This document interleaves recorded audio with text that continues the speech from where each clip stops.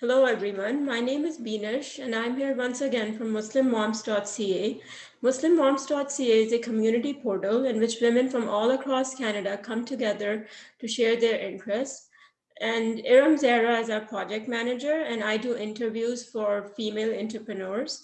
Today I have with me Yasmine Youssef. Assalamu alaikum Yasmine, how are you? Walaikum salam. I'm good. Alhamdulillah. How are you? I'm good. Thank you very much for coming, Yasmine. Now, Thank before you I for having me. begin, it's a pleasure. Before I begin the interview, I'm gonna tell you a few things about Yasmine. So, Yasmine is a national manager of Nisa Homes, which is one of the largest shelter for Muslim women and children in Canada. Passionate about social service, she joined Nisa Home as a manager in 2015. She has since then led to the successful growth of the organization across four cities in Canada. And she's on a mission to raise awareness for violence against women while at the same time taking care of a little toddler. So, Yasmin, I am hoping I haven't missed anything out. No, that's Yeah. great. Thank you. Okay. So, Yasmin, I'd like to learn more about the work Al Nisa Homes is doing. Tell us who you are as an organization and what do you do? Yeah, so Nisa Homes is a group of transitional homes. And what that means is we basically provide housing and support to women and children as they transition back into the community after having experienced trauma or homelessness or poverty. So we give them a place to stay in one of our homes across Canada. So we have 7 homes across Canada at the moment. And we help women that are experiencing, as I mentioned, homelessness or poverty, but also domestic violence. And they come and they stay in one of these homes for about 3 months. And in that time, we help them get back on their feet. Our ultimate goal is for them to become independent and self-sufficient, become active members of our community, be able to support themselves in the long. Okay, that's a great initiative. Yasmin, now tell me, when did Al Nisa Home become functional in Canada? So we started this project in 2015. And Okay. before that, we were a project of the National Zakat Foundation. Mm-hmm. And I'm just going to give some history as to how this project came about. The National Foundation started in 2013-14. And Okay. what they do is they distribute zakat locally. They collect it and distribute it locally to Okay. Muslims in need. And what they found were a lot of single moms, a lot of widows, a lot of women applying over and over and over again. And Mm-hmm. so they started looking into how can we help them more sustainably, how can we have a better a stronger impact when it comes to these women. We're giving them a couple of $100 come back again. We Mm-hmm. wanted that independence, that self-sufficiency. And so they started doing research into, okay, what options out there are available when it comes to social services that actually lead to that independence and self-sufficiency. And that's when they came across the model of a transitional home. And we specifically wanted it to be a transitional home and not just a shelter, because we wanted that extra support to be able to give them the time to heal, to recover, to find employment, to find housing, and to set them up for success as much as possible. Whereas a shelter is that necessary, of course, emergency support, but we wanted to go beyond that. And that's kind of where the idea came from. And we did research into other transitional homes across Canada, built our model based on, best practices that we found. And Mm-hmm. alhamdulillah, since then, since 2015, we've been able to open up 7 homes across Canada. The That's most great. recent one is in Ottawa, actually, this year. That's great. This month, we opened up the Ottawa home, and we're Okay. working on opening the Montreal home this summer, inshallah. Inshallah.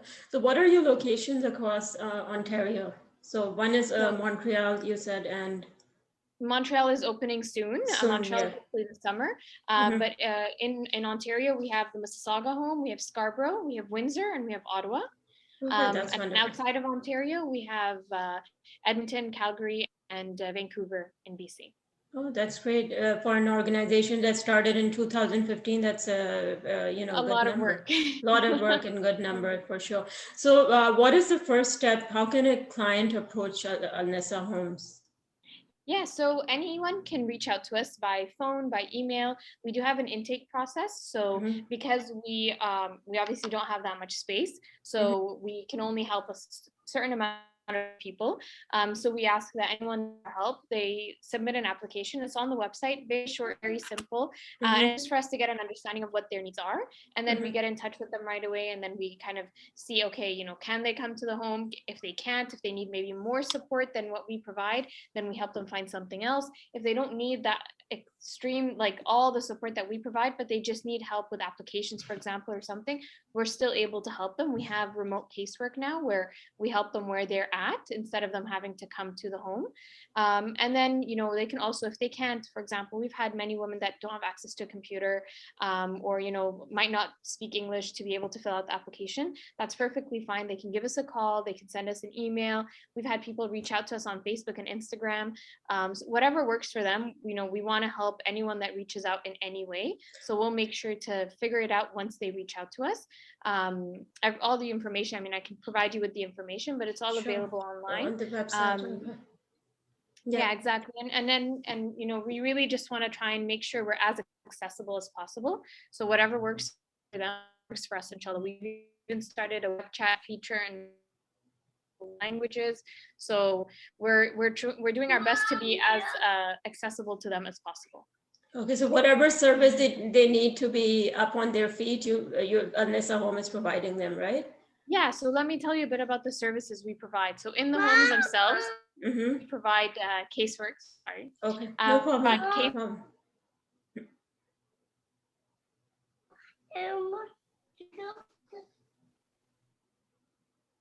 Let me tell you a bit about the services we provide. In the homes, we provide casework, which basically means that one-on-one work, sit one-on-one with the clients and help them, you know, for income assistance, find jobs, help them look at their resume, find a lawyer, find housing, basically everything that they need to get back on their feet, they do with that caseworker. It's that one-on-one work. In addition to that, we obviously have counselors. So each home has a counselor where they work again with them one-on-one, but also have like group setting, group, basically support groups, essentially, where they together, they can kind of like look at the experiences that they've been through together and you know, bring about that sisterhood basically to support them. Because a lot of women, you know, that we work with, they have experienced trauma, they've experienced isolation. You know, now we talk about being self-isolated and being, you know, staying home and staying safe. A lot of these women were forced into that even before COVID. They were forced to stay home. They're not allowed to go out, you know, get a job or see their friends, see their family even. So when they come to Nisa Homes, a lot of them don't have support systems, and they find that within Nisa Homes. They find that support, they find the sisterhood, they find that community that they need to help. For sure. So that's good. Yeah, Yasmine, what are your responsibilities as the manager of Nisa Homes? Yeah, my responsibilities are many, unfortunately. For sure. I oversee the homes as the national manager. I oversee the homes, and I basically just make sure everything's running smoothly. I support the national manager, the house managers in each of our locations. You know, answer questions, support them in their expansion, support them in making sure that they're following our policies and procedures. You know, making sure that in the community we are raising awareness, so not just, you know, providing the service, but making sure that the community understands what we're doing, making sure that our resources, our education, our awareness is in the community too. And I basically look into the expansion, so the homes that are opening up, I work on those. I'm also, we've alhamdulillah started doing grants and applying for grants, and, you know, building our support with the government and with the with grant providers. So that's more or less what I focus on. Okay, that's a huge responsibility you have, and I'm sure you're carrying it out greatly. I also wanted to ask you, Yasmine, how do you manage the work-life balance, especially during this month of Ramadan? It's very tough. When I saw that question, I was like, that's a very interesting question, because I don't know if I balance it too well. I think that, alhamdulillah, I mean, you know, at the end of the day, I outside of Ramadan, it's a little bit easier because, you know, for sure. There's no added need to be doing all these abad and all these extra extra acts of worship. I would say that honestly, it comes down to having supportive family. My parents help me out with my kids. My husband helps out. I do get support where I can outside of that. I have someone to help with, whether it's cleaning, whether it's cooking. I make sure that I'm utilizing my time in what I'm best at, and what I think is important. So, I focus on, my kids. If I have time, I'll have that time. For example, my work time is from 9 to 5. My kid time is from 5 till 9, and that's I put my phone away, I put my computer away, and that's strictly my time with my kids. And I try my best. Obviously, it's not a bulletproof program or bulletproof system, but as much as I can, I try to follow those like boundaries that I put for myself, and I try to focus on what is important for me, and that's my kids, that's my husband, my family, and I focus on that. And wherever I can get support for the other things, I try to use that support. Oh, that's wonderful, Yasmine. So, Yasmine, how can we as a community support Nisa Homes during this month of Ramadan? Yeah, I mean, definitely when it comes to du'as and donations, I think that, goes the longest way. We do need the du'a of the community, because what we're doing is very difficult, especially during COVID. Our staff, I'm lucky that I'm working, at home. I'm able to work from home. I'm not going into the homes, but our staff, they're risking their safety and their health every day when they go to these homes. So just keeping them in our du'as when we know they're doing essential work that's necessary to keep women and children safe. So that's, number one. Number two, I would say definitely donations. We're zakat eligible. We are a registered charity, so every donation you get a tax receipt for.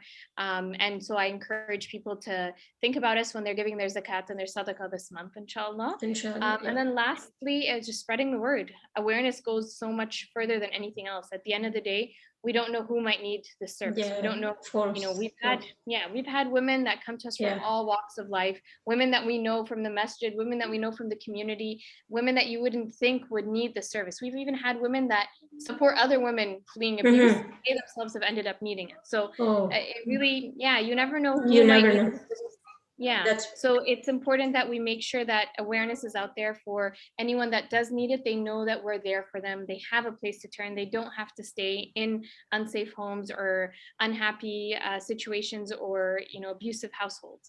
We're here to support them, and inshallah, I hope that with this education and awareness, they are able to get the help they need. Inshallah, for sure. And are there any projects that Al Nisa Home is undergoing during this month of Ramadan? Our main project is the Montreal home. So we're raising money to open up the home in Montreal, inshallah, this summer. So that's the main project we're working on. We're also doing some toy drives and raising money to buy like Eid packages basically for the family support. So women that are at the homes, but also women and children that are out. So we have that going on. And I would say it's mainly those two projects right now, and just keeping the other homes going, basically. So I'm sure it's all mentioned on your website, right? It's the donation and the food drive and everything is there. Okay, so can you share some stories of women who were your clients and are now flourishing because of your help? Yeah, definitely. One of my favorite stories, and so I started off as a caseworker before I became national manager. And so one of my favorite stories is one of my clients that I worked with. This was like 4 years ago. And she came to Nisa Homes literally the day she had arrived to Canada.